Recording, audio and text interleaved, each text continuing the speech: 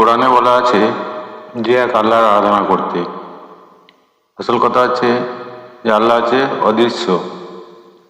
Main কথা আল্লাহর যে আড়াটাকে যে ধ্যান করবে তবে তো আরাধনা হবে। আড়াটাকে কিভাবে বুঝবে সেটার বিষয়ে আলোচনা করছি। কিন্তু বেশিরভাগ মানুষ এক আল্লাহর আরাধনা, যে আল্লাহ যেটা আল্লাহ একটা নামটাকে আরাধনা করে।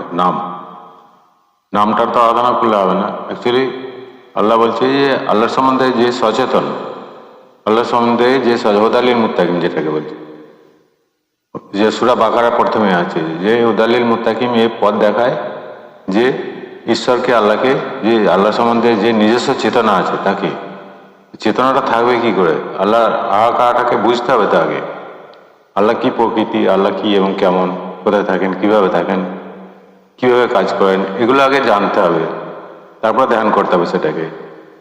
তাহলে সঠিক এক আল্লাহর আরাধনা বা এক ঈশ্বরের আরাধনা বা এক রবের বা এক প্রতিপালকের আরাধনাটা সঠিক হবে। নাহলে ভুল হবে। যেগুলো করছে এগুলো ভুল, যেগুলো প্রচলিতভাবে যেগুলো আরাধনা করছে এগুলো ভুল, সব ভুলই। যেগুলো প্রচলিত শরীয়তের বিধানের নাম দিয়ে যেটা চালাচ্ছে, ইসলামী বিধান, মুসলিম বিধান যেটাকে বলা হয়, এগুলো অ্যাকচুয়ালি ভুল। এগুলো কোরআনের বিধান নয়, এগুলো আল্লাহর কোরআনের বিধান নয়। কোরআন একটা এমন জিনিস যেটাকে যদি সারা বিশ্বের পানিকে যদি সিয়াই করা হয়, কালি করা হয়, আর যত বৃক্ষ আছে যদি কলম করা হয়, তবুও লিখে শেষ করা যাবে না। তাহলে এই 30 পারা কোরআনটা শেষ হয়ে যাচ্ছে। এটা অ্যাকচুয়ালি ওটাও কোরআনে লেখা আছে, যদি কাগজে লিখে পাঠাতাম হাত দিয়ে স্পর্শ করতে, তবুও তোমরা বিশ্বাস করতে না। তাহলে এখান থেকে পরিষ্কার বোঝা যাচ্ছে যে ওটা কাগজে লিখলে তো শেষ হয়ে যাচ্ছে। যেখানে লেখা আছে 7টা সমুদ্রের পানি আর বৃক্ষকে যদি কলম করা হয় তবুও শেষ হবে না, তাহলে সেই আসল কোরআনটা কোথায় সেটা আগে জানতে হবে। বিষয়টা আমি সে বিষয় নিয়ে আলোচনা করতে যাচ্ছি সংক্ষিপ্তভাবে। যদি আমার ভুল ত্রুটি হয়ে থাকে তাহলে ক্ষমা করবেন, আর যদি কারো জ্ঞান থাকে তাহলে বুঝিয়ে দেবেন। আমি বুককে বোঝাতে পারলে আমি খুব খুশি হব। এবার দেখা যাচ্ছে বিভিন্ন দার্শনিকের বিভিন্ন মতামত। এক ঈশ্বর, এক আল্লাহর আরাধনা, এক প্রতিপালকের, এক রবের আরাধনা, সেটা অদৃশ্য। এবং সেটা কোথায় আছে, কিভাবে আছে? কেউ বলছে মানুষের সঙ্গে অ্যাড আছে, কেউ বলছে মানুষের ভিতরে আলাদাভাবে আছে। বিভিন্ন রকমের বিভিন্ন মানুষের বিভিন্ন মতামত, বিভিন্ন দার্শনিকের বিভিন্ন মতামত। এই মতামতগুলো যদি কেউ পড়ে তার ব্রেন হ্যাং করবে। মতামতগুলো শুধু পড়লেই হবে না তো। দার্শনিকদের প্রচুর জ্ঞান আছে, দার্শনিকদের অসংখ্য জ্ঞান, অধিক জ্ঞান, গভীর জ্ঞান। সেই জ্ঞান নিয়ে তারা চর্চা করেন। এবার সেটাকে নিয়ে যদি আমরা ভেরিফাই করতে যাই, ভেরিফাই করতে গেলে সেটাকে মেন কথা আসলে আমাদের ভেরিফাই করার যেটাতে ভেরিফাই করবো সেটা থাকতে হবে তো। যেটাতে আমরা যাচাই করব, সেই যাচাই যেটা দিয়ে করবো। দেখুন, একটা মাল যদি কিনে যাচাই করা হয়, ওয়েটটা যাচাই করা হয়, তার বাটখারা থাকতে হবে তো। সেটাকে কাঁটা থাকতে হবে তো, তার ওয়েট মেশিন থাকতে হবে, ওয়েট মেশিন। তো ওয়েট মেশিন যদি না থাকে, তার বাটখারা না থাকে, কাঁটা না থাকে, তাহলে তার জ্ঞান যদি না থাকে, অ্যাকচুয়ালি জ্ঞান যদি না থাকে, যাচাই করার জ্ঞান, তাহলে যাচাই করার জ্ঞানটাই যদি না থাকে, তাহলে যাচাইটা করবে কিভাবে? আর সে সঠিক জায়গায় দাঁড়াবে কিভাবে? কারণ বিভিন্ন দার্শনিকের বিভিন্ন মতামত। ইসলামী দার্শনিক হোক আর যে কোনো ধর্মের দার্শনিক হোক না কেন, হাজারটা দার্শনিকের হাজার রকম মতামত। কিন্তু এটা একটা জায়গায় স্থির করতে হবে। সেই স্থির করার যেটাকে বাটখারা বলা হয়, এক কথা। এই বাটখারা যে তুলবে, যে বাটখারা দিয়ে যে ওজন করে দেখবে যে কোনটা সঠিক, কোনটা কম আছে, কোনটা বেশি আছে, কোনটা সঠিক আছে, নিট আছে। ওজন করার মেন কথা বাটখারা, যেটা জ্ঞান, সেই জ্ঞানটাই যদি না থাকে, তাহলে ফালতু যারা বিনা জ্ঞানে যারা তর্ক বিতর্ক করে, ওগুলো ফালতু গুয়াতি ফোনা ছাড়া অন্য কিছু নয়। যাদের কোরআন জ্ঞানও নেই, অথচ হাদিস জ্ঞানও নেই, জিজ্ঞেস করলে কিছুই বলতে পারবে না। কোন কথাটা কোন সূরায় কত নম্বর আয়াতে লেখা আছে বলতে পারবে না। হাদিসই বা কোথায় লেখা আছে, কোন হাদিসে লেখা আছে, কত নম্বর শ্লোকে লেখা আছে, এগুলো যদি না জানে, না বলতে পারে, অথচ মানুষের শোনার কথা নিয়ে, এই লাউল হাদিসের পণ্ডিতদের শোনার কথা নিয়ে তর্ক বিতর্ক করে, শুনে শুনে শুনে শুনে শুনে শুনে হ্যাবিট হয়ে গেছে। সেটা কি জানে মনে গেঁথে রেখে দিয়েছে, সেটা নিয়ে বিতর্ক করে। ওগুলো ফালতু জিনিস। নিজস্ব জ্ঞান থাকতে হবে। আল্লাহ তা বলছে যারা সুগভীর জ্ঞানের অধিকারী তাদের জন্য কোরআন, যারা চিন্তাশীল ব্যক্তি তাদের জন্য। এগুলো সব রচনা করেছে বিভিন্ন নবীদের, রসুলের ঘটনা, ফিরআউনের ঘটনা, ইবলিসের ঘটনা লেখা আছে। তো এই ঘটনাগুলোকে অ্যাকচুয়ালি ওগুলো ছিল, এগুলো তো অদৃশ্যের বাণী। কোরআনে বহু জায়গায় লেখা আছে এগুলো অদৃশ্যের বাণী, কিন্তু প্রথম ভাগ দ্বিতীয় ভাগ বই অদৃশ্যের বাণী, ওতেও অনেক নাম আছে, রামসাম যদু মধু, ওগুলো অদৃশ্যের মানুষ, এগুলো তো লেখা নেই, কিন্তু মানুষ জানে যে ওগুলো কে ছিল না, এগুলো জ্ঞান সংগ্রহ করার জন্য। অথচ প্রথম ভাগ বইতে দ্বিতীয় ভাগ বইতে লেখাও নেই যে এগুলো অদৃশ্যের, জ্ঞান সংগ্রহ করার জন্য। কিন্তু আরবি কোরআনের মধ্যে লেখা আছে এগুলো অদৃশ্যের খবর, বহু জায়গায় লেখা আছে, আগের ভিডিওতে বলেছি আমি। হ্যাঁ, এগুলো ঐশী যুগে আপনাকে শোনা পৌঁছে দিচ্ছি জ্ঞান সংগ্রহ করার জন্য। যারা গভীর জ্ঞানের অধিকারী, যারা চিন্তাশীল ব্যক্তি, যারা এটাকে নিয়ে জ্ঞান অর্জন করবে, জ্ঞানী মানুষ, বুদ্ধিমান যারা, তাদের জন্য। কিন্তু এটা নয়, এটা লেখা নেই যে মাদ্রাসা পণ্ডিতদের জন্য। মাদ্রাসার কথা তো কোরআনে কোথাও লেখা নেই। আর পণ্ডিত বলতে কি, যারা জ্ঞান আর হচ্ছে বিদ্যা, বিদ্যা হচ্ছে মাদ্রাসা থেকে বিদ্যা অর্জন করে। বিদ্যামানের জন্য কোরআন নয়, এটা কোরআনে লেখা নেই। বুদ্ধিমানের জন্য কোরআন, জ্ঞানী লোকেদের জন্য কোরআন, এটাই কোরআনে লেখা আছে। কিন্তু এরপরও যারা বুদ্ধিহীন লোক, তারা তর্ক বিতর্ক করতে ছাড়ে না। এরা এক একটা মানে পণ্ডিত হয়ে বসে আছে, লাউল হাদিসের বড় বড় পণ্ডিত। मतलब सुनके सुन्नी हो गया है। लाउल हदीस वाला जो पंडित है, वो लोग अब फतवा सुनकर सुन्नी बन गया है सब लोग। लेकिन बहस करना कोई छोड़ता नहीं, बहस करते रहता है, बहस करके क्या फायदा है। चलिए कुरान का जो आयत है ना, उसको दिमाग में लेकर महसूस करके उसको समझ लेना चाहिए। इतना ही काम है, इससे ज्यादा नहीं। खुद ब खुद समझ लेना, दूसरे को समझा देना, इतना ही काम है बस। रिसालत को पहुंचाना, रिसालत को इंसान के पास पहुंचा देना, और कुछ काम नहीं है। এটা বিষয় আছে, দার্শনিকরাই বলে যে নররূপে নারায়ণ। যেই বলুক, এটা অনেকেই বলে নররূপে নারায়ণ, কথাটা কি খারাপ কথা না, এটা ফালতু কথা। এটাকে বুঝতে হবে, ওজন করতে হবে, নিজস্ব জ্ঞানের বাটখা দিয়ে যাচাই করতে হবে অ্যাকচুয়ালি এই কথাটা কি বলতে চেয়েছে। পৃথিবীতে দেবতা, ভগবান, ঈশ্বর অনেক আছে। আমাদের এই সামান্য পশ্চিমবাংলাতেই 40 কোটি প্রায় দেবতা, ভগবান, ঈশ্বর যেই হোক, সেগুলো 40 কোটি প্রায়। সারা বিশ্বে কত কোটি আছে ভগবান ঈশ্বর। পৃথিবীর বয়সটা হচ্ছে, পৃথিবীর যেটা বয়স, এটা কমপক্ষে এটা 4.543 বিলিয়ন ইয়ার্স। 4.543 বিলিয়ন ইয়ার্স পৃথিবীর বয়স। আর আরবি যেটা মাস, আরবির মাস হচ্ছে, আরবি যে হিজরি বছর যেটাকে বলা হয়, সেটা 1446 হিজরি চলছে এখন। তার মধ্যে এটা এখন হচ্ছে 28 সফর মাস যেটা চলছে, এটা হচ্ছে 28 সফর। তার মানে 1500 বছরেরও কিছু কম। তাহলে এখানে দেখা যাচ্ছে যে আল্লাহ যেটা এসেছে 1500 বছর পূর্বে, হাদিস কোরআন এসেছে 1500 বছর পিছনে, অথচ হাদিস কোরআনের বয়সটা টোটাল 1500 বছরে আমি ধরছি। পৃথিবীর বয়স কত? তার আগে কে পরিচালনা করতো পৃথিবীকে? পূব থেকে পশ্চিম দিকে সূর্যকে নিয়ে যেত, মানুষের জীবিকা সামগ্রী কে পৌঁছাতো, নাকি মানুষ না খেয়ে মরে যেত? এগুলো বোঝার বিষয় আছে।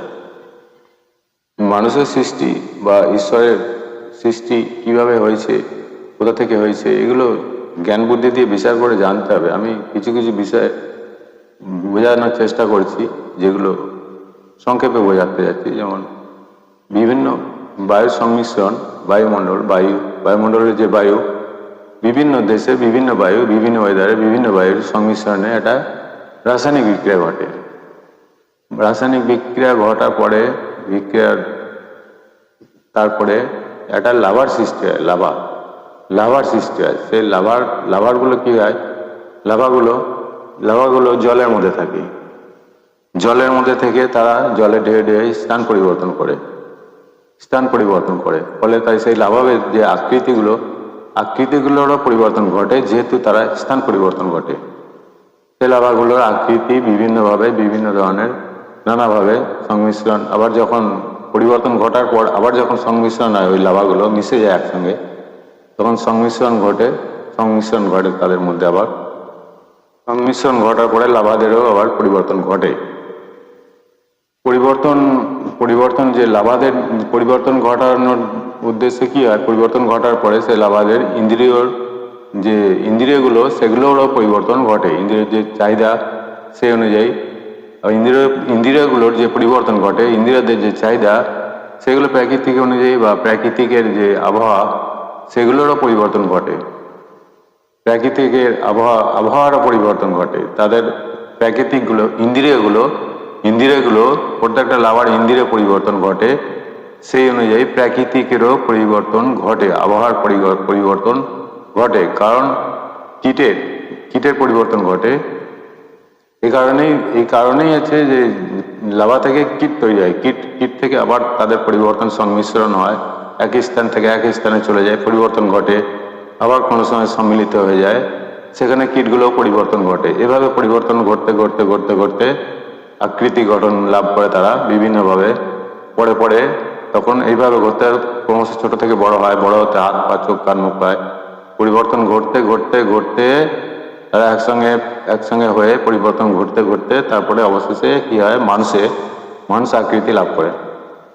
মানুষ আকৃতি লাভ করে পরে মানুষের মধ্যেও ঘটে, মানুষের মধ্যেও পরিবর্তন ঘটে। বিভিন্ন দেশে বিভিন্ন রকমের মানুষের রং, বিভিন্ন রকমের মানুষের গঠন বা আচরণ বিভিন্ন ধরনের হয়। এদেরও সংমিশ্রণ ঘটে। সংমিশ্রণ ঘটার সঙ্গে সঙ্গে প্রাকৃতিকও সঙ্গে পরিবর্তন ঘটায়, প্রাকৃতিকও ঘটে থাকে। যেন যে এটা পরিবর্তন শুধু ঘটেছিল না, এখনো ঘটছে, এই মুহূর্তেও ঘটছে। মানুষের মানসিকতা, যেটা যে মানসিকতার পরিবর্তন অনুযায়ী তারা যে আচরণ করছে, সে মানসিকতা দিয়ে বিভিন্ন দেশে বিভিন্ন মানুষের আচরণ অনুযায়ী প্রাকৃতিকেরও পরিবর্তন ঘটছে। কিন্তু সমস্ত প্রাণীদের যে জোড়া সমস্ত প্রাণীদের মধ্যে, পশুদের মধ্যে যেমন জোড়া আছে, মানুষের মধ্যেও আছে, কিন্তু তারা সব জোড়ার মধ্যেই থাকে। এখন জোড়া বলতে কি, যেমন মেল ফিমেল, নারী পুরুষ প্রাণীর মধ্যে, জন্তুদের মধ্যেও নারী পুরুষ জোড়া। এগুলো জন্তু সম্প্রদায়ের মধ্যেও, হ্যাঁ, এক জোড়াতে জন্তুর মধ্যে অন্য জোড়ার যে জন্তুর সঙ্গে যৌন মিলন যে সিস্টেমটা, যে যৌন মিলন যখন ঘটে, যৌন মিলন ঘটানোর পরে আবার যখন তার গর্ভ থেকে আবার অন্য একটা প্রাণী বেরিয়ে আসে, সেটা পরিবর্তন ঘটে। এভাবে ঘটতে ঘটতে পুরোপুরি সম্পূর্ণ মানুষের আকৃতিতে আসে, মানুষের আকৃতিতে। আমি শর্টে বলছি, এটা বুঝে নিলে, জ্ঞান থাকলে বুঝে নেবেন, মানুষের আকৃতিতে চলে আসে পরে। কিন্তু অন্যান্য প্রাণীদের মধ্যে যেমন মেল ফিমেল, তারা তাদের সঙ্গেই যৌন মিলন ঘটায়, অন্য কারোর সঙ্গে যৌন মিলন ঘটায় না বর্তমানে, খুব কম। কিন্তু মানুষ এমন একটা নিকৃষ্ট জাত, যেটা নিজের আসল বিবাহিত স্ত্রীকে ছেড়ে, নিজের আসল যে বউ, বিয়ে করা বউ, সে আসল বউটাকে ছেড়ে দিয়ে বিভিন্ন নারীর সঙ্গে কিভাবে মিলন ঘটানো যায়, শুধুমাত্র এই নিকৃষ্ট আরাধনাটাই করে থাকে মানুষ। যে নিজের বিয়ে করা বউকে ছেড়ে দিয়ে যে অন্য নারীর সঙ্গে কিভাবে মিলন ঘটানো যায়, সেটারই আরাধনা করে, সেই বিষয়টা নিয়ে আরাধনা করে। মানে পাক্কা যৌবনকাল, পুরো টোটাল যৌবন অবস্থাতে অন্য নারী নিজের বউকে ছেড়ে, নিজের স্ত্রীকে ছেড়ে, বিবাহিত স্ত্রীকে ছেড়ে অন্য নারীর আরাধনা করতে নিযুক্ত থাকে। আর এটাই শুধুমাত্র নিকৃষ্ট আরাধনায় যৌবন বয়সটাকে সম্পূর্ণভাবে অতিবাহিত করে। এবার যৌবন বয়স পার হয়ে যাওয়ার পর, যৌবন বয়সটা যখন পার হয়ে যায়, তখন বৃদ্ধ বয়সে, বুড়ো বয়সে কি হয়, প্রচলিত যে ইসলাম নামক একটা লিবাস আছে, সেই লিবাসটাকে ধারণ করে নেয় লোকলজ্জার খাতিরে, ঈশ্বর আল্লাহ ভগবানের খাতিরে, ভয়ে নয়, লোকলজ্জার খাতিরে। যে প্রচলিত ইসলামী বিধান, যেটা প্রচলিত বিধান, ওটা অ্যাকচুয়ালি আল্লাহর বিধান, আল্লাহর নির্দেশিত বিধান নয়। এটা হচ্ছে মানুষের, স্বয়ং মানুষ নিজে বানিয়েছে। সেই ইসলামের বিধানে যেগুলো মানে জুব্বা, বোরকা, টুপি, দাড়ি, এগুলো ধারণ করে সে তখন কি করে, প্রচলিত ইসলাম শাস্ত্রে যে আরাধনা, সে আরাধনায় তখন লোকলজ্জার ভয়ে আরাধনায় নিজেকে লিপ্ত রাখে, যেটা আদৌ ঈশ্বরের আরাধনা নয় বা আল্লাহর ইবাদত নয়। মানে কি, মোটেই নয় এটা। কিন্তু ঈশ্বর আল্লাহ বলেন যে যৌবন বয়সে আরাধনা আছে, সব থেকে উত্তম ইবাদত বা আরাধনা যেটা হচ্ছে সেটা যৌবন বসে সব থেকে উত্তম, সেটাকে সব থেকে বেশি জোর দেওয়ার কথা বলা আছে, যেটা হচ্ছে মধ্যবর্তী নামাজ, মধ্যবর্তী সলা যেটাকে বলা হচ্ছে, ওটাকে সব থেকে বেশি জোর দিতে বলা হচ্ছে। কিন্তু দুঃখের বিষয় এটাই যে ঈশ্বরের আরাধনা ছেড়ে জোয়ান নারী পুরুষ সবাই যৌবনের আরাধনা চালিয়ে যাচ্ছে। সবাই কি করছে? যৌবনের আরাধনা চালিয়ে যাচ্ছে। অ্যাকচুয়ালি স্রষ্টাকে বা তার যে স্রষ্টার বিধানটাকে ছেড়ে দিয়ে আসলে স্রষ্টাটা কে সেটাই জানে না। স্রষ্টাটা যে কে এবং সেটা কি এবং সেটা সঠিকভাবে কেউ জানেই না। সেটা স্রষ্টাটা কি এবং কি তার কাজ কি সেটা সঠিকভাবে কেউ না জানার জন্য এই ছোট ছোট উদাহরণগুলো আমি দিচ্ছি মানুষের শুধুমাত্র জ্ঞান উপলব্ধি করার জন্য, অন্য কিছু নয়। আমি আর একটা ছোট উদাহরণ দিচ্ছি বোঝার জন্য সহজ হবে। যত যানবাহন আছে সেগুলোকে সব মানুষ তৈরি করেছে, মানুষ সৃষ্টি করেছে। যানবাহনগুলো মানুষ সৃষ্টি করে, মানুষ সেটাকে চালিয়ে তার কার্বন ডাইঅক্সাইড, সেই যে কার্বন ডাইঅক্সাইডগুলো, সেই কার্বন ডাইঅক্সাইড না বানালে, না তৈরি করলে উদ্ভিদ কিভাবে বেঁচে থাকবে? উদ্ভিদরা বাঁচতো কিভাবে? বেঁচেই বা থাকবে কি করে? উদ্ভিদ বাঁচতে গেলে তার কার্বন ডাইঅক্সাইডের প্রয়োজন। সেই কার্বন ডাইঅক্সাইডগুলো কে তৈরি করছে? বিভিন্ন যানবাহন তৈরি করে সেখান থেকে কার্বন ডাইঅক্সাইড বার করে উদ্ভিদ নিচ্ছে। উদ্ভিদ না বাঁচলে আকাশ থেকে বৃষ্টি কিভাবে হতো? উদ্ভিদ যদি না বাঁচতো তাহলে আকাশ থেকে বৃষ্টিটা কিভাবে হতো? আর বৃষ্টির পর যে বায়ুর পরিবর্তন সেটাই বা কিভাবে ঘটতো? বাইরে বৃষ্টি হলে তবে তো বায়ুর পরিবর্তন ঘটবে, শীত গ্রীষ্ম বর্ষা যেটাই হোক না কেন। সেই বায়ু পরিবর্তন বৃষ্টির সঙ্গে সংযোগ রয়েছে। হাওয়ার যে পরিবর্তন, ঝড় তুফান, এগুলো শুধু বৃষ্টি হওয়ার কারণে ওয়েদার টেম্পারেচার কম বেশি হয়ে যায়। কোথাও বায়ু শূন্য হয়ে যায় সেখানে ঝড় হয়, বায়ু শূন্য হয়ে গেলে অন্য জায়গা থেকে বায়ু এসে দ্রুতভাবে সেটাকে মেক আপ করে, সেটা হচ্ছে তুফান বা ঝড়। এগুলো কিভাবে হয়? কালবৈশাখী, এগুলো হয়, এগুলো শুধুমাত্র মানুষের কারণের জন্য। মানুষের যে মানসিকতা, সে মানসিকতা যেরকম যেভাবে পরিবর্তন ঘটাবে যে দেশের মানুষ, সেভাবেই তাদের দেশের ওয়েদারও পরিবর্তন ঘটবে। দেশের কেন, মানুষের নিজেরও ঘটে ওটা। এই পরিবর্তনটা শুধুমাত্র মানুষের উপরই নির্ভর করছে, আর অন্য কোনো বুজুর্গ বা স্রষ্টার ওপর যে মেনে চলে হয়। স্রষ্টাকে যে বুজুর্গ ভেবে নিয়েছে। বুজুর্গ কোনো ব্যক্তি নয়, ঈশ্বর বা আল্লাহ কোনো বুজুর্গ ব্যক্তি বা স্রষ্টা, এগুলো কোনো বুজুর্গ ব্যক্তি নয়। এগুলো শুধুমাত্র ছেলেমি পাগলামি ধারণা ছাড়া অন্য কিছু নয়। স্রষ্টার আরাধনা করো, দুহাত তুলে করো। ওরা যেটা বলছে, যেটা লাওলা দিছে পণ্ডিতরা শেখাচ্ছে, মানে মাদ্রাসায় পাস করে এসে বিদ্যা অর্জন করেছে, কিন্তু কোরআনটা তো বিদ্যা মানের জন্য নয়। স্রষ্টার আরাধনা করো। ওরা কি শেখাচ্ছে? স্রষ্টার আরাধনা করো, দুহাত তুলে তার কাছে প্রার্থনা করো, দোয়া করো, চিলে করো, আওয়াজ করে করো, বক্স মাইক লাগিয়ে করো। এগুলো কি? এগুলো এখান থেকে বোঝা যাচ্ছে যে আরে বাবা, স্রষ্টা কি কম দেখে নাকি? স্রষ্টা কম দেখে না কম শোনে? সে তো অন্তর্যামী, সে হচ্ছে স্বয়ং অন্তর্যামী। তাহলে তাকে ওইভাবে চিল্লে বলা, মাইকিং করে বলা, হাত তুলে বলা, তাকে ছোট করা ছাড়া অন্য কিছু নয়। অ্যাকচুয়ালি বলার জায়গাটা ওটা নয়। তো আমি ভিডিওটা বানাচ্ছি, যারা জ্ঞানী বুঝতে পারলে পুরোপুরি বুঝতে পেরে যাবে যে কোথায় চাইতে হবে, কিভাবে চাইতে হবে। রাস্তাঘাটে বিপদ আপদ হলে কার কাছে চায় মানুষ? রাস্তাঘাটে সামান্য কিছু যদি বাড়িতে কিছু রান্না খাবার তৈরি করে, যদি নুন না দিয়ে যদি দোয়া করে, প্রার্থনা করে, নুনটা যাবে? চায় চিনি না দিলে মিষ্টি হবে? যদি জল দিয়ে যদি জলটা ফুটে যদি চাল না দেয়, সেটা ভাত হবে? যতই দোয়া করুক, প্রার্থনা করুক, যাই করুক, দু হাত তুলে করুক, মাইকিং করুক, ভাত আর হবে না। কচু চাষ করে যদি বলে আলু হবে, আলু হবে না।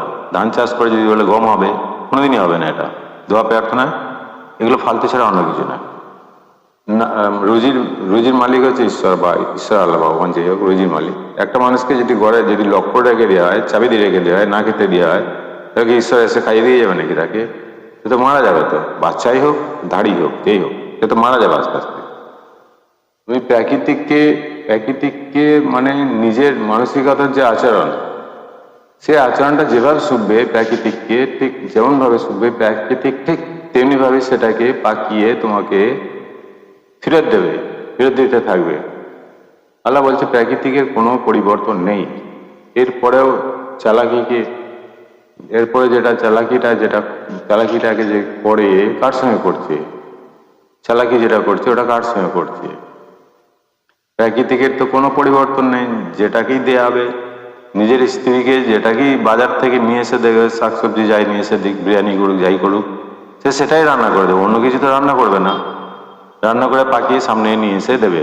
প্রাকৃতিকও সেরকম, মানুষের সঙ্গে মানুষ যেমন আচরণ করবে, প্রাকৃতিক এমন একটা জিনিস, ঠিক সেইভাবেই সেটাকে পাকিয়ে মানে ভালোভাবে বানিয়ে তাকেই রিটার্ন দেবে, অন্য কাউকে দেবে না, তাকেই রিটার্ন দেবে পুড়িয়ে। সে আপন গতিতে প্রতিশোধ নেয়, কারো কথা শুনে না। প্রাকৃতিকের কোনো পরিবর্তন নেই, এটা কোরআন বলছে। যদি পরিবর্তন না থাকে, প্রাকৃতিককে যেভাবে দেবে সেভাবে সে পাকিয়ে দেবে, তৈরি করে দেবে, তার ফলটাকে তৈরি করে দেবে। ভালো কর্মের ভালো ফল, আর মন্দ কর্মের মন্দ ফল, সেটাকে বানিয়ে তাকেই ফেরত দেবে। তাহলে এখানে চালাকি যেটা করছে, চিটিংবাজি করছে, প্রতারণা করছে, রেপ করছে, খুন করছে, ডাকাতি করছে, চুরি করছে, মিথ্যা কথা বলছে, তারপরে দিয়ে কি করছে, অজু করে চলে যাচ্ছে, জুব্বা পরে একদম টুপি মাথায় দিয়ে দাঁড়িয়ে রেখে 5 ওয়াক্ত নামাজে উজু করে নামাজ পড়লেই সব পাপ মুক্ত হয়ে যাবে, সব গুনাহ মাফ হয়ে যাবে। এগুলো ভুল ধারণা ছাড়া অন্য কিছু নয়। এরা থেকে করে কি পাপের বৃদ্ধি করা ছাড়া অন্য কিছু নয়। এটা যে ভাববে, যে ভেবে বসে আছে, অন্তরে গেঁথে নিয়ে বসে আছে, সে দুনিয়ার পাপ করে বসতে হবে। বড় বড় ছোট খাটো বড় সমস্ত রকমের পাপ করবে, করে কি করবে, বুড়ো বয়সে দাঁড়িয়ে রেখে জুব্বা পরে টুপি মাথায় দিয়ে নারীরা কি করবে, বোরকা পরে নাকাব পরে এরা কি করবে, 5 ওয়াক্তে পাবন্দি হয়ে যাবে, নামাজ পড়েছি আমি না। ওটা তো লোক দেখানোর জন্য নয়। নামাজটা খুব সূক্ষ্ম জিনিস, কঠিন জিনিস। নামাজ পড়ার দায়িত্ব স্বয়ং স্রষ্টার, ঈশ্বরের, আল্লাহ স্বয়ং নিজে নামাজ পড়েছে। আজাদ সূরার 43 নম্বর 43 আছে, 56তে আছে, ঈশ্বর আল্লাহ ভগবান যে হোক, সে স্বয়ং নিজে নামাজ পড়েছে মানুষের জন্য। এটা কি, নামাজটা কি?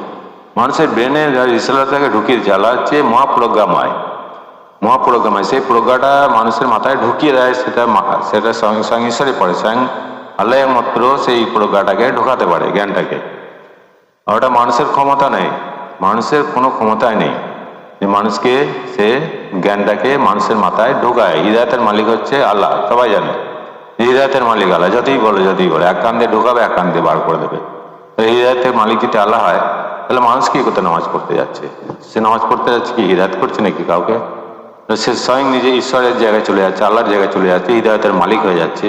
নামাজ পড়াচ্ছে মানে কি? তারপর আল্লাহর প্রজ্ঞাটাকে মাথায় ঢোকাচ্ছে নাকি? আল্লাহ কি বলছে, নামাজ হচ্ছে অশ্লীল আর গঠিত কাজ থেকে মানুষকে রক্ষা করাচ্ছে। কিভাবে, কত পাওয়ারফুল তাহলে নামাজ চলাটা, কতখানি পাওয়ারফুল যে অশ্লীল গড়িত কাজ থেকে রক্ষা করবে। তাহলে সে জ্ঞান, ঈশ্বরের প্রজ্ঞাটা কত পাওয়ারফুল, সেই প্রজ্ঞাটা মাথায় নিয়ে সে যদি সংযত হয়ে চলে, সতর্ক হয়ে চলে, সাবধানে চলে, অপরাধ না করে, প্রতারণা না করে, যে কোনো শয়তানি কাজ না করে, তাহলে কি হবে? সে শোনার পর, জানার পর সেটাকে মানলেই তো সে অপরাধ থেকে মুক্ত হবে। তাহলে অশ্লীল গঠিত কাজ থেকে সে রেহাই পাবে। শুনতে হবে, বুঝতে হবে, তারপরে বুঝবে, তাকে হিদায়তের মধ্যে হৃদয়ঙ্গম হবে। হৃদয়ের মধ্যে স্থান দেওয়াটাই হৃদয়ঙ্গম, অন্য কিছু নয়। হৃদয়ের মধ্যে যদি স্থান দেয়, সে দিতে পারে একমাত্র সে ঈশ্বর বা আল্লাহ ছাড়া অন্য কেউ, কোনো মানুষ পারবে না। যদি চেষ্টা করে লক্ষ লক্ষ কোটি কোটি রেখা যদি নামাজ পড়ে, কোনোদিনই হৃদয়ত হবে না আল্লাহর প্রজ্ঞাটা। আল্লাহ হিদায়তের মালিক হচ্ছে আল্লাহ। হৃদয়ের মধ্যে স্থান দেয়া প্রজ্ঞাটাকে, জ্ঞানটাকে, ঈশ্বরের জ্ঞানটাকে স্থান দেয়া। ঈশ্বর কি বলছে? মানুষকে মন্দ কাজ থেকে বিরত থাকার জন্য বলছে, ভালো কাজে যুক্ত থাকার জন্য বলছে। বিভিন্নভাবে বিভিন্ন রকমের কোরআনে বুঝিয়েছে, কোরআনের মধ্যে বিভিন্ন রকমে বিভিন্নভাবে বুঝিয়েছে। তারপরেও যদি এই খ্যাপামাগুলো করে, এগুলোকে কি বলবেন আপনি? এগুলো বোঝার বিষয় আছে। আমি যেটা বলছি, ভিডিওটা বোঝার বিষয়, অন্য কিছু নয়। নিজে বুঝবেন, কোরআনটাকে তাকদীরের সঙ্গে পড়বেন, বুঝবেন। কোরআন বলছে আস্তে আস্তে পড়ো, ধীরে ধীরে পড়ো, সুন্দরভাবে পড়ো, বুঝে বুঝে পড়ো। যতটুকু বুঝতে পারবে ততটুকু পড়বে, তার বেশি এগোবে না। তো করে এগিয়ে যাচ্ছে, এগুলো তো ভুল করছে না। করে এগিয়ে যাওয়াটা ভুল হচ্ছে। কোরআনটা যদি সমস্ত পৃথিবীর পানিকে যদি স্যাই করা হয়, আর বৃক্ষ যদি কলম করা হয়, তবুও শেষ হবে না। ওরা কিভাবে খতম করে ফেলছে? উপরে খতম হবে না বলছে, খতম করে ফেলছে কিভাবে? আল্লাহর ওপরে চলে যাচ্ছে। তাহলে তো আল্লাহর এই যে বাক্যটা লিখেছে যে হবে না, এরা করে ফেলছে, তাহলে আল্লাহর ওপরে চলে যাচ্ছে অ্যাকচুয়ালি। কোরআনটাকে ধীরে ধীরে পড়তে হয়, বুঝে বুঝে। কোরআনটা বোঝার জন্যে, কোরআনটা পড়ার জন্য নয়, কোরআনটা বোঝার জন্যে। বুঝতে গেলে নিজের ভাষায় বুঝতে হবে। এবার আপনি কি আরবি ভাষায় বুঝবেন, ইংরেজি ভাষায়, চীন ভাষায়? কোনো ভাষাতেই বুঝতে পারবেন না। বাংলা ভাষায় যদি বুঝতে যান, বাংলায় লেখাগুলো সব ভুল লেখা আছে। আগের ভিডিওগুলো শুনবেন, পিছনে বুঝতে পারবেন আমি বলে দিয়েছি যে কত ভুল লিখেছে বাংলায়। আল্লাহ হাদিসে যেভাবে লেখা আছে সেভাবে লেখা আছে, কিন্তু অ্যাকচুয়ালি ওগুলো নয়। কাহিনীগুলো বলছে তো আমি জ্ঞান সংগ্রহ করার জন্য লিখেছি। জ্ঞান সংগ্রহ করার জন্য তাহলে কাহিনী বানিয়েছে কেন? আদমের যখন স্ত্রীর নামই নেই, তাহলে আদমের ঘটনাটা হয় কি করে? ফিরআউনের স্ত্রীর নামই যখন নেই, তাহলে তার ঘটনাটা হয় কিভাবে? ইব্রাহিমের স্ত্রীর যখন নাম নেই, তাহলে ইব্রাহিমের ঘটনাটা হয় কিভাবে? ইউসুফের স্ত্রীর যখন নামই নেই, জুলেখা যেটাকে বলে, নাম নেই। আদমের স্ত্রীর নাম হাওয়া, এইসব নামগুলো আছে। ফিরআউনের স্ত্রীর নাম কি? ফিরআউনের স্ত্রীকে যে শাস্তি দিয়েছিল, ওইগুলো ফিরআউনের স্ত্রীর নামটাই তো নেই, তাহলে ওই ঘটনাটা আসে কিভাবে? ঘটনার ছন্দে লিখে নিতে বলছে, এখানে জ্ঞান সংগ্রহ করে, কিন্তু ঘটনা বানিয়ে ফেলেছে, হাদিসে বানিয়েছে।